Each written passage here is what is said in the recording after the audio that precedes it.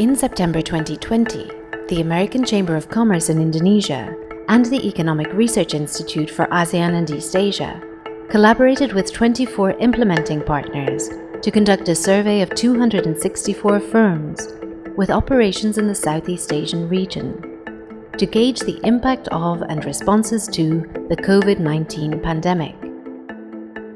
The majority of companies have Indonesia as their principal domicile, followed by the Philippines and the United States.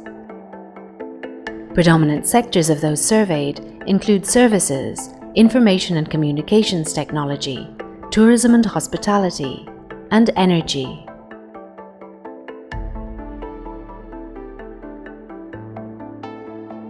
Almost all firms have been negatively impacted in some way by COVID-19, with 88.5% reporting adverse impacts to varying degrees of severity.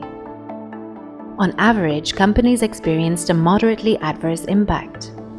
3/4 of respondents have experienced a reduction in output, revenue, or sales across all countries of operation. By far the greatest factor contributing to the negative impact is demand, with 78% of the respondents citing it as the main reason.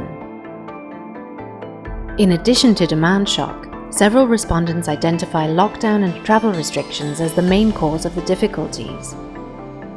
Supply chain disruptions are a significant concern, with 72.65% of respondents experiencing some degree of disruption. Of these, most report difficulties obtaining imported inputs. In response to the challenges of the pandemic, 88% of firms have shifted to a work-from-home policy. 46% have implemented hiring freezes. 33% have reduced the number of employees. 24% are considering reducing overseas operation or production. 7% are considering reshoring to their country of domicile.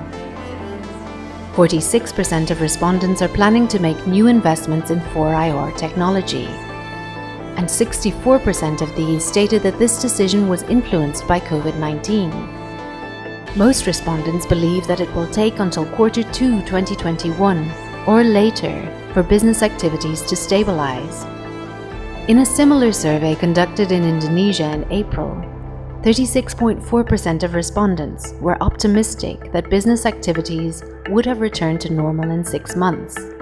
However, in the later survey, 67% of Indonesian respondents do not expect activities to stabilize until the second quarter of 2021 or later.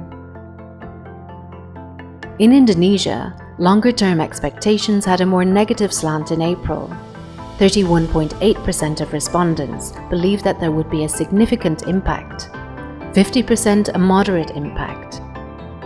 In September, just 12% anticipated a significantly adverse impact over the next 2 years, while 23.5% expected a moderately adverse impact. 57% expect innovations to result from the pandemic. Expected areas of innovation are automation, robotics, digitalization, e-commerce, and online events. Changes that are anticipated to become permanent after the COVID-19 pandemic include video conferences, working from home, and decreased travel. According to respondents, migration, free movement, and tax incentives are among the areas that should be addressed by ASEAN to mitigate the impact of the pandemic. To download the full survey report, visit ERIA.org.